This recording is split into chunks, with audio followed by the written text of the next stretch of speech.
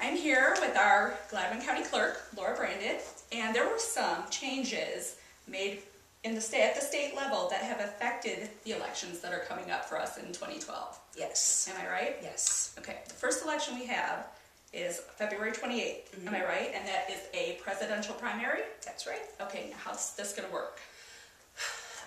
In February, because it's solely to choose president, you have to identify whether you're Republican, Democrat, and even AV voters, when they get their applications this year, are going to see a significant difference. And there's actually two columns, so they'll actually need to check, I'm an AV voter for the Republican primary or the Democratic presidential primary.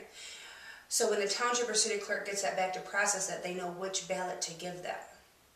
So unlike every other election, this one kind of goes outside the norm, because every other election, how you vote is secret. In presidential primaries, because Michigan treats this like their caucus, you actually have to declare or state, I am a Republican or I am a Democrat. So big change there for February. Yeah, definitely a big change. And then we have an open date in May, and then we have another date in August, but the big one is November 6th, and that is our general election. Now, who do we have locally that's on the ballot? Locally will be all the city and township officials. The city officials not so much, because most of those are appointed, like the clerks are appointed. Yep. But if there is a vacancy in a city, they could use that to elect. But all the township offices, from super right down to trustee, will be on the ballot. And then all your countywide elected officials. Sure, so we've got like treasurer, clerk, prosecutor, drain commissioner, registered deeds. Yep. Yeah. And then we have a circuit court judge position that's up for election, and a probate court judge's position that's up for election. Wow, so it's going to be a busy election. Very action-packed. Very big ballot front and back, I'm sure. So. I'm guessing so. Well, with all these changes, you guys are going to have to probably have more election workers. Are we looking at? Yeah, I do try to make sure that my township clerks and city clerks are very well versed on what's going on at the state level and any changes.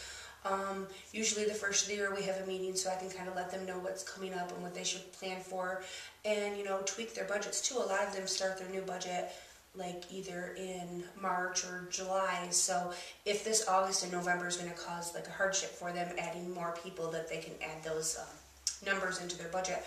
But yes, when I speak to them in January, it's definitely going to be, you should plan on having maybe a couple extra workers. Because we've had some changes that significantly impacts the flow of election traffic, I guess you could say.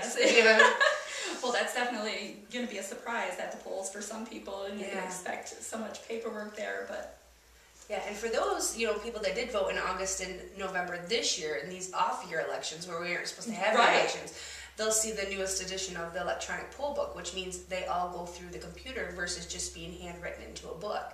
So for those people that did come out in 2011 to vote, that's one change. But for those people that kind of just come out for the presidential and the gubernatorial elections, they're going to be looking at this laptop saying, what is this? What is this? Yes. So is there like training when you go in? Can you go, what do I do? I think all my workers have been very well trained. What's going to be different for the voter, 2 or 3 years ago, the state said, you can't just come in and sign a paper that says, I'm Laura Brandon Maveal. You now have to sign that paper plus provide a pictured ID. Well, inject now the electronic poll book, and not only are you showing them that ID actually gets swiped. And that's how your name gets logged into the computer. So these voters just keep rolling with the changes like the rest of us. So that's all we can do. I have not heard many complaints. Everybody that comes out to vote's doing, so for the same reason. So it'll all work out. Very good. Yeah. Well, thank you for coming in and telling our readers what to expect when they go to the polls in 2012. And very important, just go out and vote. Doesn't matter how you're voting, just vote is the main thing. So. Absolutely. Okay. Thanks. Thank you.